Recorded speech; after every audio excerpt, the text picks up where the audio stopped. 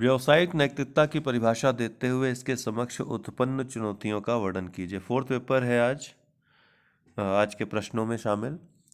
तो व्यावसायिक नैतिकता का क्या अर्थ होता है, सबसे पहले यह समझने की जरूरत है।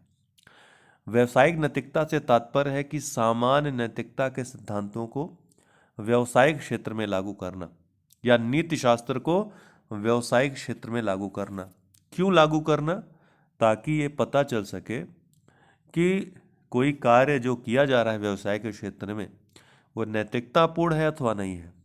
तो उसका नीतिशास्त्र की दृष्टि से मूल्यांकन करना उद्देश्य रहता है व्यावसायिक नीतिशास्त्र का। और व्यावसायिक नीतिशास्त्र की जरूरत क्यों पड़ी? क्यों जरूरत पड़ी कि हम व्यवसाय में नैतिकता को परखें? सीधा सा उत्तर है कि व्यवसाय में यदि देखा जाए वर्तमान में तो नैतिकता का बहुत बड़ा संकट उत्पन्न हो गया है। कालाबाजारी हो गया, मिलावटखोरी हो गया। दूसरे को प्रतिस्पर्धा में मात देने के लिए येन केन प्रकार बड़े बड़े बिजनेसमैन हैं, कुछ जरूरी सूचनाएं, गुप्त सूचनाएं किसी न किसी माध्यम से किसी को घूस देकर या फिर कोई जासूस छोड़ करके उनके किसी दूसरी कंपनी के बारे में कि ये इतना मूल्य रखने वाला है अपनी किसी वस्तु का, विशेष वस्तु का, उससे कम दाम में ये सूचना चोरी करके उसको बर्बाद करने के लिए। आप अक्सर ये टीवी में देखते होंगे, तमाम कई मूवीज में आ चुका है सब। तो व्यवसाय में क्या हो रहा है? नैतिकता का पतन हो रहा है। और न सिर्फ नैतिकता का पतन हो रहा है, अनैतिक कार्य हो रहे हैं। व्यवसाय, कोई भी व्यवसाय आप देख लीजिए, चिकित्सा का व्यवसाय देख लीजिए, वहाँ अंग प्रत्यारोपण। तो अंग प्रत्यारोपण का जो एक कारोबार है ये व्यवसाय में बदल गया है। तो क्या होता है? बच्चा चोरी होता है, लोगों को पकड़ करके किडनैप करके उनकी किडनी निकाल ली जाती है, उनका जो भी ट्रांसप्लांट होने वाली चीज़ें हैं, अंग हैं, वो निकाल लिए जाते हैं। इसी तरीके से आप किसी भी क्षेत्र में चले जाइए, ऑयल के क्षेत्र में आपने देखा ही है, बहुत सारी मिलावटी तेल बीच में बाजार में आ गए थे। वाटर तक में, और सब बात छोड़िए, वाटर तक में मिलावट हो रही थी। और जिसका ऑपरेशन एक चलाया था आरपीएफ, रेलवे सुरक्षा बल ने, रेलवे में देखें, कोई भी ऐसा व्यवसाय नहीं है। इंजीनियरिंग का व्यवसाय देख लीजिए, पुल निर्माण, अभी हाल ही में एक पुल ढह गया है ना। तो क्यों ऐसा हो रहा है? क्योंकि व्यवसाय में जो नीति शास्त्र, जिन नैतिकता का की आवश्यकता है, नैतिकता के जिन मूल्यों की आवश्यकता है, जिन मापदंडों की आवश्यकता है, उनका पतन हो गया है। इसलिए व्यवसाय को संकट नैतिकता का उत्पन्न हुआ है। वो सिर्फ और सिर्फ एकमात्र लक्ष्य पे कि ज़्यादा से ज़्यादा लाभ कमाया जाए, इस पर कार्य कर रहे हैं। जबकि उनको कार्य करना चाहिए था लाभ के साथ साथ जो उपभोक्ता है उनका भी कल्याण सुनिश्चित हो, किसी को नुकसान न हो। तो उन व्यावसायिक नैतिकता के जो मापदंड हैं उनका पालन नहीं होने की वजह से व्यवसाय में नीतिशास्त्र की आवश्यकता पड़ी, ये देखने के लिए कि कोई विशिष्ट व्यवसाय नैतिकता के मापदंडों पे खड़ा उतर रहा है या नहीं उतर रहा, वो सही है या नहीं, मूल्यांकन करने के लिए। इसके लिए तमाम इंस्टीट्यूशंस हैं जो सूचकांक भी जारी करते हैं। ठीक है, तो बहुत सारे उदाहरण आप दे सकते हैं तमाम, चाहे टाटा का आप देख लीजिए कि उनका हमेशा गुणवत्ता परख वस्तुएं बनाने का, अपने उपभोक्ताओं को, यहाँ तक कि अपने जो कर्मचारी हैं, कार्मिक हैं, उनका भी वो ख्याल रखते हैं किस तरीके से। तो ये सभी क्या है? व्यवसायिक नैतिकता के लक्षण है कि आप किस तरह की कार्य भावना को अपने एम्प्लॉयज़ में भर रहे हो, है ना। उनको सिर्फ और सिर्फ हमको लाभ कमाना है, इसी पे नहीं, इस उद्देश्य पे कार्य नहीं, बल्कि देश का निर्माण करना है, देश की सेवा करनी है। इस भाव से जब काम करेंगे तो कोई भी व्यवसाय होगा कहीं ना कहीं नैतिकता के मापदंडों से वो विचलित नहीं होगा। तो व्यावसायिक नैतिकता से तात्पर्य है कि सामान्य नैतिकता के सिद्धांतों को व्यावसायिक क्षेत्र में लागू करना। अर्थात व्यावसायिक नैतिकता नैतिकता के सिद्धांतों का एक अनुप्रयोग है। कहाँ पर? व्यवसाय में। प्रत्येक उद्योग का अपना नैतिक आचरण होता है जो कंपनी में हो रहे विभिन्न प्रक्रियाओं को प्रभावित करता है। व्यावसायिकता के जो व्यावसायिक नैतिकता है उसके 7 सिद्धांत होते हैं, या ये कहें ये 7 महत्वपूर्ण चीज़ें, ये 7 महत्वपूर्ण नैतिकताएं या नीतिशास्त्र के जो आयाम हैं, नीतिशास्त्र के जो मापदंड हैं वो व्यावसायिक नैतिकता में भी होना चाहिए। क्या क्या? जवाबदेहिता होनी चाहिए। अब सड़क बनाया या पुल बनाया, पुल टूट गया, मोरबी पुल आपको याद होगा, तो जवाबदेहिता तय होनी चाहिए कि अगर पुल ये निर्माण हो रहा है, अगर गिरा तो तुम्हारे ऊपर कार्रवाई होगी, तुम जिम्मेदार होगे इसके लिए, तो जवाबदेहिता तय होनी चाहिए। सम्मान, एक दूसरे का सम्मान, एम्प्लॉयज का सम्मान होना चाहिए, उपभोक्ताओं का सम्मान होना चाहिए, और जो कार्य किया जा रहा है उसका सम्मान होना चाहिए। ईमानदारी, honesty is the best policy. ईमानदार नेतृत्व, ईमानदार एम्प्लॉयज किसी भी संगठन के, किसी संस्था के, किसी व्यवसाय के सफलता के लिए बहुत महत्वपूर्ण होते हैं। तो ये स्वस्थ प्रतिस्पर्धा, हमने आपको बताया, अस्वस्थ प्रतिस्पर्धा रहेगी तो क्या होगा, येन केन प्रकरण, किसी के व्यवसाय को बंद करने के लिए कुछ अनैतिक कार्य होंगे, उससे प्रभावित वो सब भी होंगे जो उस व्यवसाय से न सिर्फ सेवा ले रहे हैं बल्कि व्यवसाय से जुड़े जो एम्प्लॉयज़ हैं उन पर भी असर जाएगा। वफादारी, इसमें वफादारी की बहुत आवश्यकता है कि अपनी कंपनी की बात कहीं और जाकर कह दी। वफादारी की नैतिकता ये एक महत्वपूर्ण है।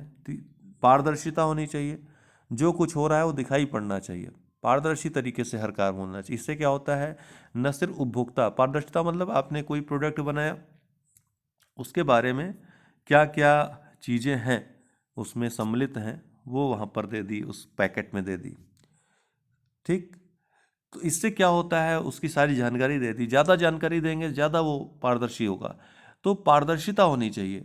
क्या यहाँ पर आपने कस्टमर केयर नंबर दे दिया कि कोई भी आपको प्रॉब्लम है तो कस्टमर केयर, तो एक और मापदंड आपने बढ़ा दिया यहाँ पे। तो इस तरीके से ज़्यादा पारदर्शी हो सके, आपका जो बिहेवियर है वो दिखना चाहिए। इससे क्या होता है, विश्वास मजबूत होता है व्यवसाय के प्रति लोगों का। और अंतिम है कानून के शासन के प्रति सम्मान, विधि के शासन के प्रति सम्मान होना चाहिए जो कानून में है। जैसे कि तंबाकू का जो पैकेट है उसमें 90% जो कैंसर है उसका यहाँ पर आपको लोगो लगाना है, कैंसर का आपको वहाँ पे सावधान करना है लोगों को चित्र दे करके, तो वो होना ही होना चाहिए। ऐसा नहीं कि आप उसका कुछ उपाय ढूंढ लेने लगे। तो कानून के शासन के प्रति सम्मान होना चाहिए, अगर कहा है कानून ने तो आप वो करिए, ठीक है। इसके अलावा आपने देखा होगा तमाम व्यवसायी हैं, बैंकों से घाल मेल करके, उनके साथ मिलजुल करके, या सरकारी तंत्र का गलत प्रयोग करके, सरकार में बैठे कुछ लोगों से या फिर शासन में प्रशासन बैठे कुछ लोगों से साठ गांठ करके अपना काम निकलवा लेते हैं। इससे क्या होता है, देश का नुकसान होता है। जैसे मेहुल चौकसी, नीरव मोदी, विजय माल्या, क्या किया इन्होंने, बैंकों से पैसा ले लिया और लेकर भाग गए। इससे नुकसान किसका हुआ, देश का, देश की संपत्ति का, देश के धन का और देश के लोगों का, ठीक है। इसके परिणाम में बहुत सारी चीज़ें होती है, महंगाई, गरीबी, बेरोजगारी, ठीक। इंफ्रास्ट्रक्चर डेवलपमेंट पे जो वर्क होना चाहिए, जो पैसे हो सकते थे वो यहाँ पर ये लूट कर लेकर चले गए, तो बहुत नुकसान होता है देश का, जो साफ साफ दिखाई नहीं पड़ता, स्पष्टतः प्रत्यक्ष रूप से दिखाई नहीं पड़ता, लेकिन इसके जो परिणाम होते हैं बहुत बड़े होते हैं, बहुत दूरगामी होते हैं। और व्यवसाय की छवि, जो व्यवसायियों की छवि है वो भी धूमिल होती है। व्यवसायिक नैतिकता के अगर वर्तमान में उदाहरण देखें पतन के तो बहुत सारे मिलते हैं, नंबर ऑफ एग्जाम्पल्स हैं। जैसे सत्यम कंप्यूटर घोटाला 2010 में बहुत बड़ा घोटाला आपने देखा था। कंपनी द्वारा अपने उत्पादों की बिक्री बढ़ाने के लिए दूसरी कंपनियों की तकनीक व डेटा चोरी करना, कंपनी के अधिकारियों द्वारा कर्मचारियों से आधिकारिक कार्य करवाना और कम वेतन देना, अधिकाधिक काम करवाना और कम वेतन देना। इसके अलावा विजय माल्या, नीरव मोदी, मेहुल चौकसी द्वारा ऋणों को समय से न चुकता कर देश छोड़ना व्यावसायिक नैतिकता के पतन को ही ये दर्शाता है। चुनौतियां क्या है, चुनौतियां चौतरफा है, बहुआयामी है, इनको समझने की आवश्यकता है। पॉइंट्स में इनको लिख सकते हैं, इस तरह से आप चित्र बनाकर भी प्रदर्शित कर सकते हैं। तो क्या क्या चुनौतियां देख लेते हैं। श्रम कानूनों का जम के उल्लंघन होता है, श्रमिकों का जम के शोषण होता है, लोग श्रमिक पकड़ पकड़ के ले आते हैं कि ये, और ज़्यादा से ज़्यादा काम करवाते हैं और उनको उचित दाम भी नहीं देते हैं जो उनका कार्य होता है। कर्मचारियों के हितों को वरीयता न देना, तो कर्मचारियों को हितों को वरीयता नहीं दी जाती है।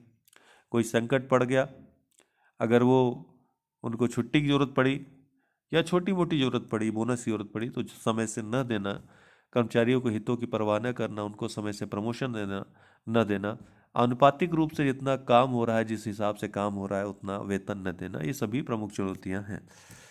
कठोर नियामक प्राधिकरण का अभाव है, तो कठोर नियामक प्राधिकरण का अभाव ये सरकार, ये शासन की दुर्बलता है। इसी के अभाव में ही ऐसी इस तरह की घटनाएं होती हैं कि मेहुल चौकसी, नीरव मोदी जैसे लोग ऋण लेकर भाग जाते हैं। कालाबाजारी और जमाखोरी, ये इस पर रोक नहीं लग पा रही है। नोटबंदी करने के बाद ऐसा लगा था कि अब ये इन सब चीज़ों पे रोक लगेगी, लेकिन ऐसा हुआ नहीं। कुछ समय के लिए ज़रूर लगा कि हाँ ऐसा संभव हो जाएगा, लक्ष्य तक हम लोग पहुंचने में सफल रहेंगे, लेकिन उन्होंने दूसरे विकल्प तलाश लिए। दोषपूर्ण सामान का जानबूझकर उत्पादन और प्रचार, दोषपूर्ण सामान रहता है उसका जानबूझ के उत्पादन और प्रचार किया जाता है। बड़े बड़े स्टॉल्स से प्रचार करवाया जाता है, बड़े लेवल पर प्रचार किया जाता है। कुछ तेल हैं कि आप गंजे हैं तो हम आपके सिर पे बाल उगा देंगे, 1 महीने यूज़ करिए। तो 1 महीने के चक्कर में लाखों लोग वो तेल खरीद लेते हैं और उसको तो करोड़ों का कमाई हो जाती है। लेकिन इससे क्या होता है, उससे उपभोक्ताओं को धोखा तो मिलता है, उनका पैसा तो जाता ही है, उनका विश्वास भी जाता है, और इससे जो सही उत्पाद हैं उनको भी नुकसान होता है, उनका विश्वास भी कमज़ोर होता है। घटिया सामानों की उच्च कीमतें, घटिया से घटिया सामान है लेकिन लेबल लगा करके अच्छी कंपनी का उच्च कीमतों पे बेचना। कार्यस्थल पर यौन शोषण, जो कार्यस्थल है, कार्य दशाएं हैं, व्यावसायिक जो संस्थान है वहाँ पे एक ये भी महत्वपूर्ण समस्या है, विकट समस्या है। अधिकतम लाभ व न्यूनतम खर्च की प्रवृत्ति, सब बहुत कम खर्च किया जाए और ज़्यादा ज़्यादा लाभ हो। इसके चक्कर में क्या होता है, गुणवत्ता नहीं बन पाती है, और गुणवत्ता नहीं होने से प्रोडक्ट, खासकर अगर खाद्य पदार्थों की बात करें तो गलत प्रोडक्ट लोग सेवन करते हैं, उससे बीमार पड़ते हैं, स्वास्थ्य को नुकसान होता है। व्यापारिक सौदों के लिए लॉबिंग की जाती है। व्यापारिक जो सौदे होते हैं, इस लॉबिंग इतनी तगड़ी रहती है कि अन्य को मौका नहीं मिल पाता, अवसर नहीं मिल पाता। सरकार से अनुमति प्राप्त करने में लॉबिंग बड़ी तगड़ी होती है, और इससे क्या होता है कि कोई नया व्यक्ति आता है तो एक तो उसको बढ़ने का अवसर नहीं होता है, दूसरा अगर बढ़ता है तो उसको चौपट भी कर दिया जाता है। ठीक है, और कैसा भी ये अनुमति प्राप्त कर लेते हैं सरकार से, तो अंततः इसका कुछ खामियाजा है, उपभोक्ताओं को भुगतना होता है। कंपनी के अभिलेखों में हेर फेर, इसके बारे में हमने चर्चा करी थी। अभिलेखों में हेर फेर करके ज़्यादा ज़्यादा नुकसान पहुंचाना, उससे उसके किसी दूसरी कंपनी के जो प्रोडक्ट्स हैं उनकी जानकारी हासिल करके उनको अपने प्रोडक्ट में इस्तेमाल करके उसको बेचना, है ना, उसके जो बौद्धिक क्षमता है उसका प्रयोग करना, फ्री में चोरी करके, बिना उस लाभ में जो हम प्राप्त कर रहे हैं उसके ज्ञान के थ्रू उसे उसमें हक दिए। कॉपीराइट का उल्लंघन भी इसी में आएगा, इसी के एक एग्जाम्पल में आ सकता है। आजकल आप देख रहे हैं यूट्यूब चैनल्स पे तमाम, या फिर तमाम जो वेबसाइट्स हैं उसमें किसी कोचिंग के पीडीएफ लेकर के, वीडियोस लेकर के उसको बेचा जा रहा है। तो ये क्या है, ये कॉपीराइट उल्लंघन, व्यवसाय नैतिकता का उल्लंघन है, उसकी समस्या है। इसके अलावा कर की चोरी, मनी लॉन्ड्रिंग, निजी सूचनाओं की चोरी, निजी सूचनाओं का एकत्रीकरण, बिक्री, सभी स्तरों पर भ्रष्टाचार, नैतिक मूल्यों को तरजीह न देना, खासकर व्यवसाय में जो नैतिक मूल्य हैं उनको तरजीह न देना, प्रतिस्पर्धी वातावरण में टिके रहने के लिए साधन व साध्य की पवित्रता पर ध्यान नहीं देना। मतलब कि साधन कैसा भी हो, साध्य, लक्ष्य क्या है, लाभ कमाना, ज़्यादा ज़्यादा लाभ कमाना, उस पर केंद्रित है, लेकिन साधन का सही इस्तेमाल, चाहे साधन जैसा हो, इस सिद्धांत पर कार्य किया जा रहा है। जो नैतिकता की सबसे बड़ी जो समस्या है वो यही है। निष्कर्षतः ऐसे में जब आर्थिक क्षेत्र अत्यधिक प्रतिस्पर्धी होता जा रहा है तो कंपनी व्यावसायिक नैतिकता को ताक पर रखकर केवल लाभ को ही मुख्य ध्येय बना रही है। ये इनके प्रकार लाभ होना चाहिए। व्यावसायिक नैतिकता साधन है, और बिना साधन बिना साधन की पवित्रता के साध्य पवित्र नहीं हो सकता है, जैसा कि महात्मा गांधी ने कहा है। यहाँ पर कोट कर दीजिएगा महात्मा गांधी। अगला प्रश्न है, कार्य संस्कृति वर्क कल्चर से क्या अभिप्राय है? सरकारी व निजी कार्य संस्कृतियों के मध्य अंतर स्पष्ट करिए। अब वर्क कल्चर क्या होता है? आप अपने घर पे, अगर मान लीजिए किसी के घर पे कोई व्यक्ति जाता है, तो आपके घर का जो माहौल है उसको देख करके फिर अपने घर जाएगा, बताएगा यार उनके घर गए थे, कितने सही से लोग रहते हैं, ठीक। या फिर क्या कहेंगे, उनके घर गए थे, कितने उजड्डताई से लोग रहते हैं, कोई किसी की बात नहीं मानता, कुछ कहो तो कोई सुनता नहीं, बैठो तो कोई पानी पूछने वाला नहीं है। मैंने देखा कि कोई एक बूढ़ा व्यक्ति उस घर में चश्मा अपना ढूंढ रहा था, वो इसकी मदद नहीं कर रहा था, कोई उसको झड़प दे रहा था, कोई डांट दे रहा था। ये क्या है? वर्क कल्चर है। तो ये तो फैमिली का वर्क कल्चर है। लेकिन जब हम वर्क कल्चर की बात करते हैं नीति शास्त्र में, तो हम व्यावसायिक अर्थात जो व्यावसायिक संगठन है या संगठन है, चाहे वो सरकारी हो चाहे निजी हो, वहाँ पे वर्क कल्चर की बात करते हैं। कितनी जल्दी कोई कार्य कर रहा है आपका। आप बैंकों में जाते हैं, सबसे बड़ी समस्या आपकी क्या रहती है? कोई आपकी बात नहीं सुनता जल्दी। अक्सर जो झगड़ा वगैरह होता है, जो अक्सर वायरल वीडियोज़ आती हैं, खासकर सरकारी संस्थानों में आप जाएंगे तो ये चीज़ ज़्यादा देखने को मिलती है। आपको इंतज़ार करवाया जाता है, आपको ज़बरदस्ती लाइन में खड़ा रखा जाता है, वहाँ पर काफ़ी अव्यवस्थाएं आपको देखने को मिलती हैं। कोई कागज़ लेकर गए हैं, पूछ रहे हैं, वो बता ही नहीं रहा है, ठीक है, आपको खड़ा 5 मिनट बैठने के लिए बोल दिया, 10 मिनट हो गया, आधे घंटे हो गया, एक एक घंटे। तो क्या है? ये वर्क कल्चर है। वहीं निजी संस्थानों में HDFC बैंक, ICICI बैंक में जाइए, बैठाएंगे, आपको पानी चाय भी पिलाएंगे और आपका काम भी अपने आप आपका होता जाएगा। आपको लगेगा ही नहीं कि आप किसी बैंक में आए हो, अगर आप सरकारी बैंकों के बाद वहाँ पर जाओगे। क्या है? वर्क कल्चर है। तो वर्क कल्चर में जो चीज़ें दिखती हैं, जो पहलू हैं नैतिकता के, उनका यहाँ पे डिस्कशन करना है। कार्य संस्कृति, पता नहीं ये कार्य संस्कृति होती क्या है? सरकारी और निजी कार्य संस्कृतियों के मध्य अंतर स्पष्ट करिए। वो मैंने आपको बता दिया होगा, जो बताया आपको समझ में आ गया होगा। अब इसी चीज़ को व्यवस्थित तरीके से लिख देना है। कार्य संस्कृति मूल्यों, व्यवहारों और विश्वासों का ऐसा समुच्चय है जो संगठन में प्रत्येक व्यक्ति या कर्मचारी से जुड़ा होता है। कार्य संस्कृति ही संगठन के कार्यों के निष्पादन और उसकी उत्पादकता को निर्धारित करती है। अब हम अपना ही उदाहरण, चूंकि आप यहाँ भी फीस देकर पढ़ रहे हैं, तो हम अपना ही उदाहरण आपको बता देते हैं। कार्य संस्कृति, आप हमारे यहाँ आए, आपने जो पढ़ाई की, आपको चीज़ें जिस तरीके से कही गई हैं कि आपको वीडियो और साथ साथ PDF दिया जाएगा, ये आपको लगातार मिल रहे हैं, सही मिल रहे हैं, गुणवत्तापूर्ण मिल रहे हैं, जैसा कहा गया था उसी तरीके का गुणवत्ता है उसमें लगातार, बल्कि परिवर्तन भी हो रहे हैं। आपकी बातों को सुना भी, अगर कोई कमी है तो आपकी बातों को सुना भी जा रहा है। अनुक्रियाशीलता इसको कहते हैं।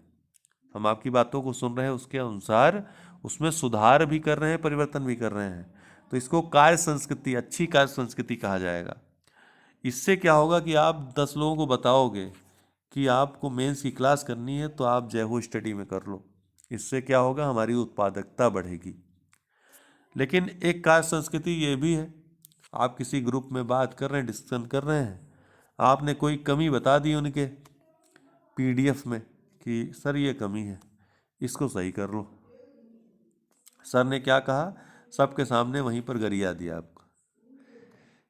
आपको ब्लॉक कर दिया, डिलीट कर दिया, या पर्सनल मैसेज जाके आपको खरी खोटी सुनाने लगे। तो आप क्या करोगे? उसके बाद 10 लोगों को बताओगे क्या उनके बारे में कि आप यहाँ पर करो? कभी नहीं बताओगे। उल्टा 10 लोगों को मना जरूर कराओगे। ये क्या क्यों हो रहा है? उससे उत्पादकता क्या होगी? कुप्रभावित होगी। तो ये एक सकारात्मक कार्य संस्कृति आपने देखी, एक नकारात्मक कार्य संस्कृति देखी। हमारे यहाँ डिस्कशन होता है, कोई बोलता है कुछ, उसको सुधार किया जाता है, बताया जाता है, कमेंट बॉक्स में बाकायदा, यहाँ तक कि YouTube कमेंट में भी लिख दिया जाता है कि इसमें सुधार कर लें। कुछ लोग सुधार करने से ऐसा लगता है कि वो तो सब सर्वज्ञ हैं, सब कुछ जानते हैं, तो उनसे गलतियां नहीं हो सकती हैं। तो अपनी गलत बात को जानते हुए गलत है उसको भी वो एक्सेप्ट नहीं करते हैं, उल्टा जो पूछता है उसको वो एक गंदा सा कमेंट करते हैं, गंदा जवाब दे देंगे। तो इससे क्या होता है कि फिर फेथ कम होता है, विश्वास कम होता है, और फिर अगली बार वो आपका नुकसान कर देगा 10 लोगों को बता करके आपके बारे में। ठीक है, और उसका नुकसान तो व्यक्तिगत होगा अगर आपके ऊपर उसने अंधविश्वास कर लिया तो यहाँ पे अंतर आता है। इससे कार्य संस्कृति सकारात्मक और नकारात्मक दोनों तरह की होती है, ये हमको पता चलता है। तो कार्य संस्कृति सकारात्मक और नकारात्मक दोनों प्रकार की होती है। यह संगठन के ऊपर निर्भर होता है कि वह किस कार्य संस्कृति को अपनाता है, सकारात्मक या नकारात्मक। वर्तमान में सरकारी कार्य संस्कृति में राजनीतिक हस्तक्षेप, जवाबदेही के न होने, कार्यकाल और वेतन की सुरक्षा के कारण कार्य निष्पादन में लापरवाही देखने को मिलती है। यही सबसे बड़ा कारण है। कोई कुछ भी कर लो, नौकरी से कोई नहीं निकाल सकता है। 310 311 संविधान का जो अनुच्छेद है वो हमको सुरक्षा प्रदान करता है। तो वही निजी कार्य संस्कृति में त्वरित निर्णयों और जवाबदेही के कारण कार्य निष्पादन में उच्च मानक देखने को मिलता है। उनको पता है कि कुछ गड़बड़ किया नौकरी से निकाल दिए जाएंगे। निजी क्षेत्र वाले तो बहुत अच्छे से काम करते हैं, जितना दिया गया उससे भी ज़्यादा करते हैं। ठीक है, शासकीय व निजी क्षेत्र की कार्य संस्कृति में क्या अंतर होता है, इसको इन बिंदुओं में समझ सकते हैं।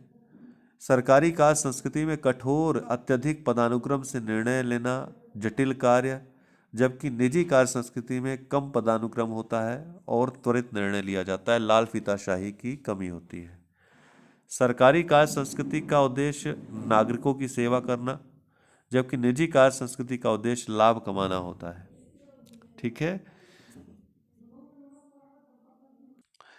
सरकारी कार्य संस्कृति में वित्त के मुख्य स्रोत कर, शुल्क, उपकर ये होते हैं, जबकि निजी कार्य संस्कृति में वित्त के जो स्रोत होते हैं शेयर जारी करना, डिबेंचर, निवेश आदि होते हैं। सरकारी क्षेत्र की कार्य संस्कृति में भर्ती की लंबी प्रक्रिया अपनाई जाती है, जबकि निजी कार्य संस्कृति में भर्ती की छोटी व शीघ्र प्रक्रिया, इंटरव्यू ले लिया या फिर ऐसे ही कमी है तो किसी को भर्ती कर दिया। सरकारी क्षेत्र में कर्मचारियों को हटाना अत्यधिक कठिन है, जबकि निजी क्षेत्र की कार्य संस्कृति में यह सरल प्रक्रिया होती है। सरकारी कार्य संस्कृति में प्रतिस्पर्धी माहौल नहीं होता है, जबकि निजी कार्य संस्कृति में इसके विपरीत होता है, वहाँ पे प्रतिस्पर्धी माहौल होता है। अच्छे से अच्छे वहाँ पर लुभावने आपको उपहार या फिर लुभावने आपको वहाँ पर ऑफर दिए जाते हैं। सरकारी क्षेत्र को ऐसी ज़रूरत ही नहीं होती है। सरकारी कार्य संस्कृति में संगठनों की जवाबदेही हितधारकों और ग्राहकों के प्रति होती है, जबकि निजी कार्य संस्कृति में संगठनों की जो जवाबदेही होती है निवेशकों और निदेशक मंडल के प्रति होती है। तो लाभ नहीं मिलेगा, ज़्यादा से ज़्यादा उपभोक्ता प्रसन्न होंगे तभी लाभ होगा। तो यहाँ से क्या होता है, उपभोक्ता हित भी साध्य होता है आराम से, क्योंकि उनको लाभ से ज़्यादा लेना है तो उपभोक्ताओं को आकर्षित करना होगा, गुणवत्तापूर्ण सेवा देना होगा, उत्पाद देने होंगे, तभी निदेशक मंडल उनका प्रसन्न रहेगा उनसे। निष्कर्षतः सरकारी क्षेत्र और निजी क्षेत्र की कार्य संस्कृतियों को एक दूसरे से सीखने की आवश्यकता है। सरकारी क्षेत्र जहां निजी क्षेत्र की कार्य संस्कृति से उच्च निष्पादन क्षमता, त्वरित निर्णय से सीख ले सकता है, वही निजी क्षेत्र सरकारी कार्य संस्कृति से वेतन सुरक्षा, पद सोपानिक व्यवस्था से सीख ले सकता है। और ऐसा जिस दिन हो जाएगा उस दिन दोनों की कमियां जो है दूर हो जाएंगी। नैतिक दुविधा की अवधारणा को स्पष्ट करते हुए नैतिक दुविधा के समाधान के विकल्पों पर चर्चा करिए। तो नैतिक दुविधा दो संभावित नैतिक अनिवार्यताओं के मध्य निर्णय लेने की समस्या है। नैतिक दुविधा की स्थिति में किसी एक विकल्प का पालन करने पर दूसरे विकल्प का अतिक्रमण होता है। ये जरूरी नहीं कि नैतिक दुविधा हो तो उनमें से अगर एक आप विकल्प चुन रहे हैं तो आप हमेशा सही ही हो। ऐसा भी हो सकता है कि आपके जो विकल्प हैं उनमें से एक साथ दोनों ही चुनना गलत हो या एक साथ दोनों चुनना सही हो। तो ऐसी स्थिति में एक को चुनना अक्सर वो सही या गलत दोनों हो जाता है एक साथ। जैसे उदाहरणतः आप फुटबॉल प्लेयर हैं और फुटबॉल खेलते खेलते एक जो दूसरी टीम का, विपक्षी टीम का जो एक खिलाड़ी है आपके पैर लगने से घायल हो जाता है, गिर जाता है। और उसके गिरने के बाद क्या होता है, यहाँ पर नेट है और आपके पैर के पास बॉल है और आपको क्या करना है, बॉल को मारना है, गोल कर देना है, क्योंकि आपने गोलकीपर को मार के लिटा दिया है यहाँ पे। तो यहाँ पे दो विकल्प आपके सामने हैं। एक तो इस गोलकीपर को आप उठाइए ताकि नैतिकता का जो मानवीय मूल्य है उनका पालन हो। दूसरा जो खेल का मूल्य कहता है कि यहाँ पे जीत आपकी होनी चाहिए, अपनी टीम के लिए, अपने देश के लिए जीतना है। तो यहाँ पे क्या है कि आपको गोल कर देना है, इस मौके का लाभ उठा के, इसे मौका में, इसे अवसर में आपको बदलना है। क्या है, नैतिक दुविधा है। देखने से लगता है कि दोनों में से कोई भी विकल्प चुनना वो या गलत और सही एक साथ हो रहा है। तो इसी को नैतिक दुविधा कहते हैं। क्या कहते हैं, नैतिक दुविधा, जहाँ पर आप अपने निजी मूल्यों और जो व्यावसायिक मूल्य हैं, जो बाह्य मूल्य हैं, आंतरिक मूल्य, बाह्य मूल्य, अंदर से जो आप सोचते हैं, जो हैं, जिन विचारों का पालन करते हैं, और जो बाह्य परिस्थितियां हैं, उनमें आपको संतुलन बनाना होता है, संतुलन बना के निर्णय लेना होता है। इसी को नैतिक दुविधा की स्थिति कहते हैं। तो नैतिक दुविधा क्या होता है, दो संभावित नैतिक अनिवार्यताओं के मध्य निर्णय लेने की समस्या है। नैतिक दुविधा की स्थिति में किसी एक विकल्प का पालन करने पर दूसरे विकल्प का अतिक्रमण हो जाता है। अगर अतिक्रमण न हो तो फिर दुविधा किस बात की। नैतिक दुविधा का मतलब है कि एक साथ दो विकल्प हैं, दोनों ही उचित होंगे, उनमें से क्या ज़्यादा उचित होगा, समय काल परिस्थिति के अनुसार उसका निर्णय लेना ही नैतिक दुविधा है। अब नैतिक दुविधा के प्रकार अक्सर आप इर्द गिर्द नैतिक दुविधाओं को देखते होंगे। नैतिक दुविधा, जैसे मैंने बताया कि दो निर्णय लेने हैं और दोनों ही कहीं न कहीं नैतिक हो जाते हैं, या फिर एक नैतिक एक अनैतिक, या फिर दोनों अनैतिक। दोनों में से एक चुनना होता है आपको, तो सर्वश्रेष्ठ विकल्प का चुनना ही आपको ये बताता है कि आप कितने नीतिशास्त्री हैं। ठीक है। तो जैसे व्यक्तिगत हित और सार्वजनिक हित की दुविधा, कोई ऐसा निर्णय से आप प्रशासक हैं और आपको एक ऐसा निर्णय लेना होता है जो आपको लाभ पहुंचाएगा, और एक ऐसा निर्णय लेना होता है उसी समय में जो लोकहित अर्थात लोगों को, जनता को लाभ पहुंचाएगा, और आपको चुनना इन दोनों में से एक ही है। तो आप, नैतिकता कहती कि आप लोकहित को चुने, लोकहित सर्वोपरि होता है। सत्य बनाम असत्य की दुविधा, कभी कभी ऐसा भी निर्णय लेना होता है कि एक निर्णय में आपको सत्य बोलने की चाह होती है। एक निर्णय में आप सत्य बोलोगे तो आपके मूल्यों की रक्षा हो जाएगी, लेकिन परिणाम उसका बहुत ही गलत होगा, अनैतिक होगा। वहीं आप असत्य बोलते हो तो वहाँ पे हो सकता है कि परिणाम नैतिक हो। जैसे कि एक चोर है, आपके घर में आता है, आप किसी घर में हो और एक चोर है जो आपके घर में आता है, घुस जाता है, कहीं छिप जाता है। लोग, एक बड़ी भीड़ हथियारों के साथ उसको खोजने आती है और आप यहाँ पर मिलते हो। आपसे वो भीड़ कहती है कि भाई साहब, आपने किसी चोर को देखा है? तो भाई साहब कहते हैं, नहीं नहीं नहीं, मैंने किसी चोर को नहीं देखा, आप चले जाओ। अगर ऐसा कह देते हैं तो क्या होता है कि ये चोर बच जाता है, इसकी ज़िंदगी बच जाती है, संविधान भी बच जाता है, कानून भी बच जाता है हमारा। कानून क्या कहता है कि विधि की सम्यक प्रक्रिया के द्वारा ही किसी को किसी को कोई दंड मिलना चाहिए। ठीक।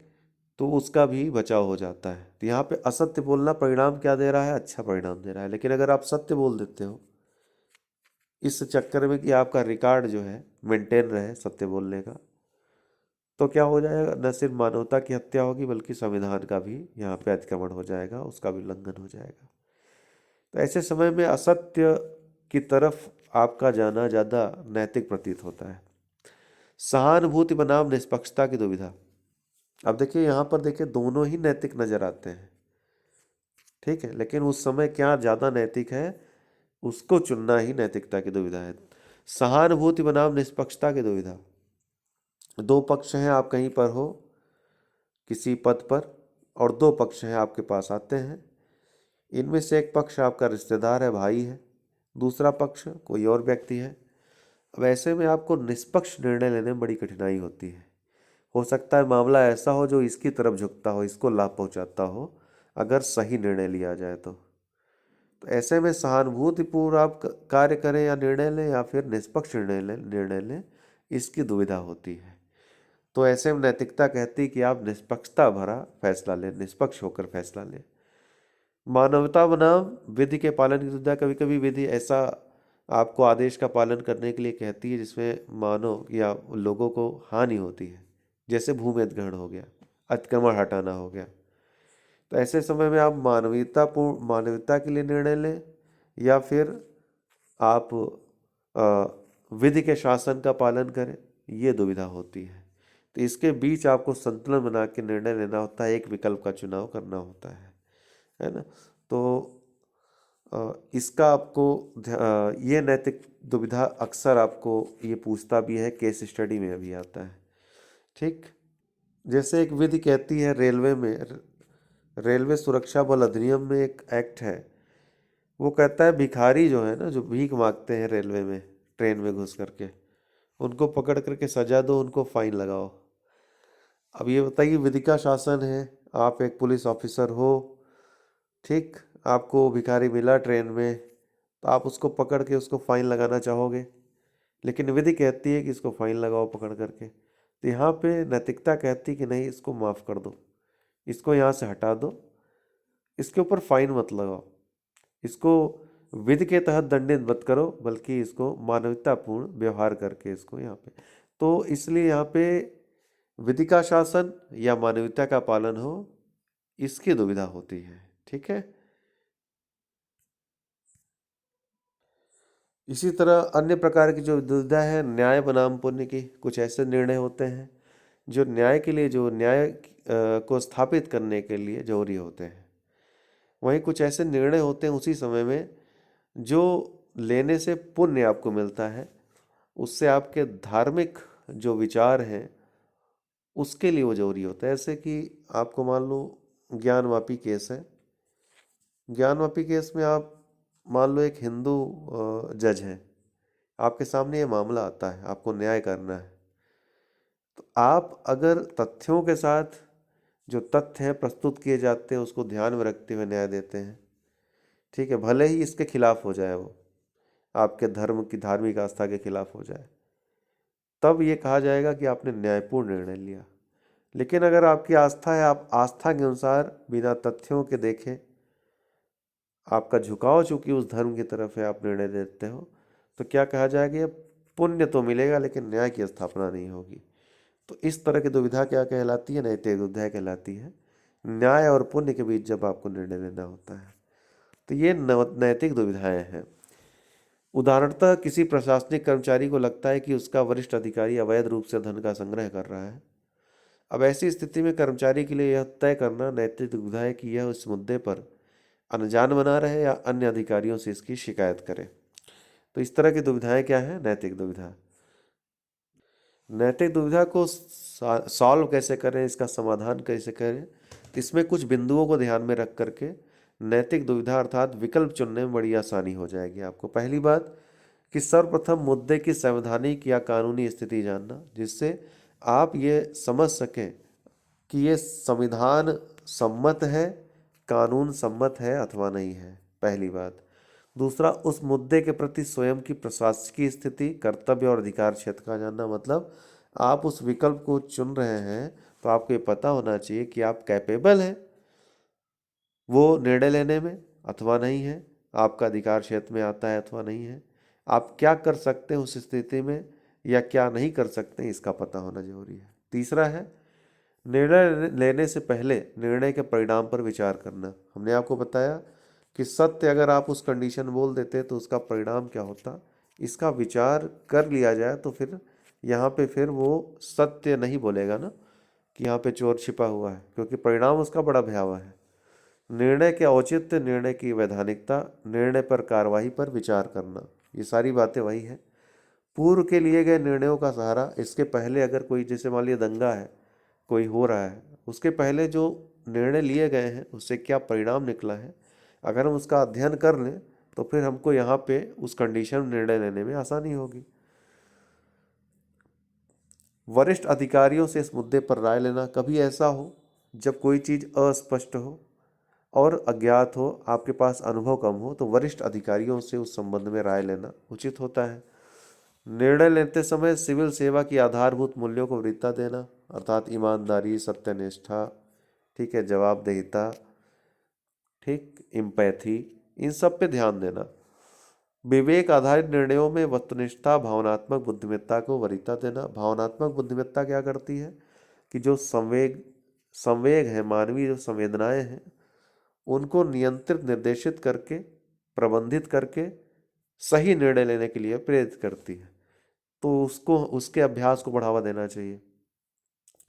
अंत में अंतरात्मा की आवाज के अनुसार निर्णय लेना। महात्मा गांधी ने कहा है कि अंतरात्मा कभी भी गलत नहीं बोलती है, वो हमेशा आपको बता देती है कि आप सही कर रहे हो या गलत, तो उसकी आवाज का भी सहारा लेना है। निष्कर्षतः नैतिक दुविधा सार्वजनिक जीवन में ही नहीं बल्कि निजी जीवन में भी परिलक्षित होती है। नैतिक दुविधा की स्थिति में महात्मा गांधी के विचारों का पालन करना चाहिए। उन्होंने कहा था कि जब निर्णय लेने का कोई रास्ता न दिखाई दे तो अंतरात्मा की आवाज़ सुनकर निर्णय लेना चाहिए, क्योंकि अंतरात्मा कभी भी झूठ नहीं बोलती। मनोवृत्ति, एटीट्यूड, या जिसको अभिवृत्ति भी कहते हैं, कि हानियों की चर्चा करते हुए मनोवृत्ति और मूल्य में अंतर स्पष्ट करें। तो मनोवृत्ति एक प्रकार से कभी कभी पूर्वाग्रह में तब्दील हो जाती है। मनोवृत्ति क्या है या वृत्ति क्या है? किसी भी व्यक्ति, वस्तु या स्थान या किसी भी वस्तु के, किसी भी चीज, किसी विषय के प्रति विचार क्या है आपके, व्यवहार क्या है उसका प्रति, और आपका नजरिया या सोच क्या है उसके प्रति, इसी को कहते हैं वृत्ति।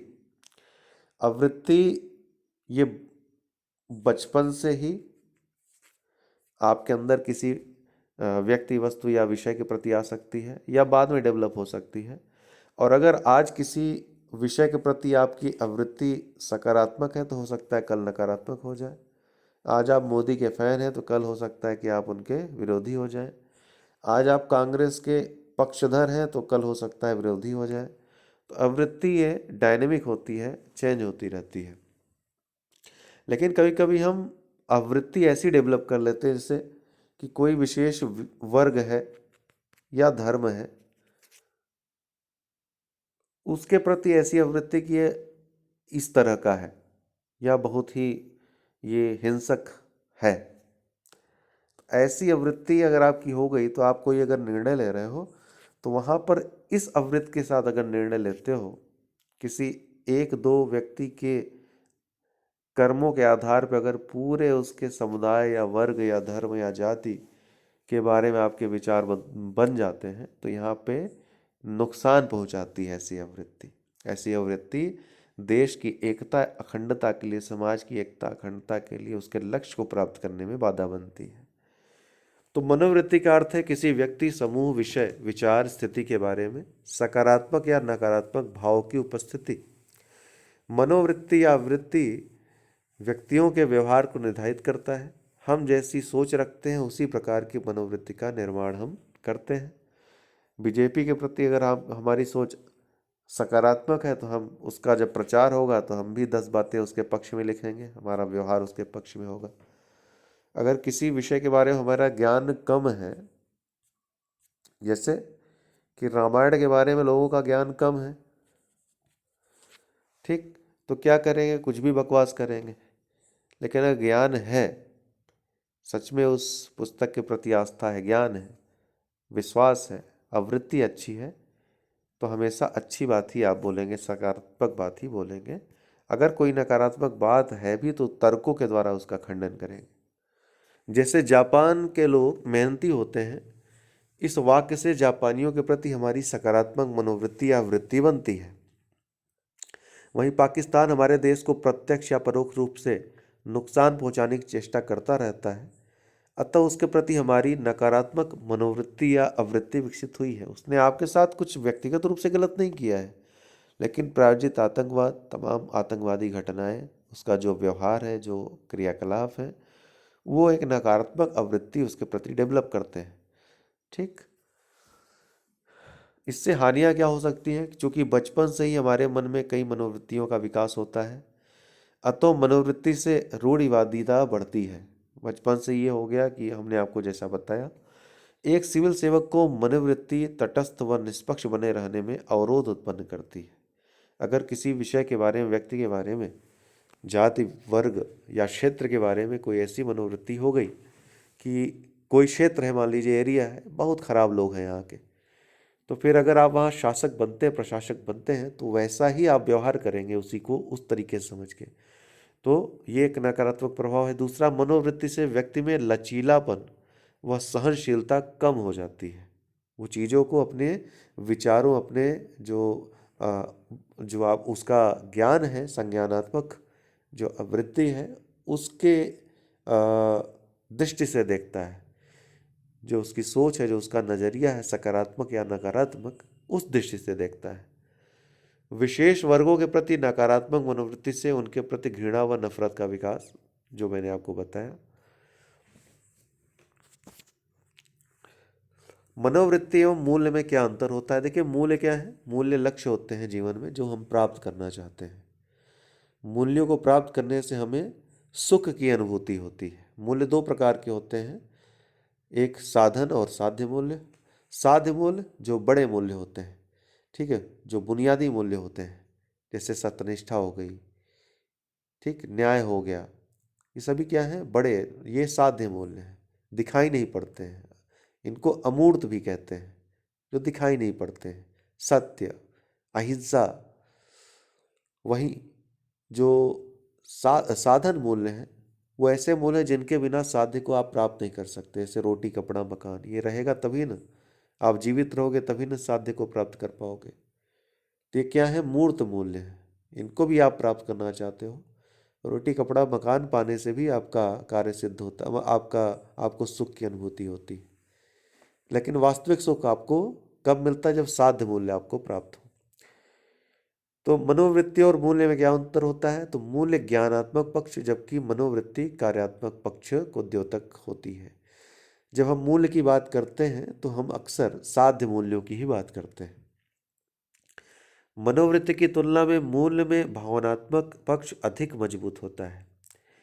मनोवृत्ति के निर्माण में मूल्यों का प्रभाव होता है, जबकि मूल्यों के निर्माण में मनोवृत्ति का प्रभाव नहीं होता है। आपके मूल्य डिसाइड करते हैं कि आपको मनोवृत्ति किस तरीके की होगी, लेकिन आपके मूल्यों को मनोवृत्ति डिसाइड नहीं करती है। मूल्य में पहचान व आत्मीकरण की प्रधानता, जबकि मनोवृत्ति में ऐसा नहीं होता है। मनोवृत्ति के केवल सकारात्मक रूप, जबकि मूल्य के अनेक रूप होते हैं, सामाजिक, धार्मिक, राजनीतिक, नैतिक आदि जो है। यहाँ पे टाइपिंग में थोड़ा सा एरर है। मनोवृत्ति में सकारात्मक या नकारात्मक रूप होते हैं मनोवृत्ति के। या तो सकारात्मक सोच होगी किसी या नज़रिया होगा किसी विषय के प्रति, या फिर नकारात्मक होगा। वहीं मूल्य के अनेक रूप होते हैं, सामाजिक मूल्य होते हैं, धार्मिक मूल्य होते हैं, राजनीतिक मूल्य होते हैं, नैतिक मूल्य होते हैं, ये सभी। अतः मनोवृत्ति व मूल्य दोनों ही अर्जित गुण हैं। एक सिविल सेवक को यथासंभव सकारात्मक मनोवृत्ति का विकास कर उच्च मूल्यों को प्रदर्शित करना चाहिए। आज के लिए इतना ही। बहुत बहुत धन्यवाद।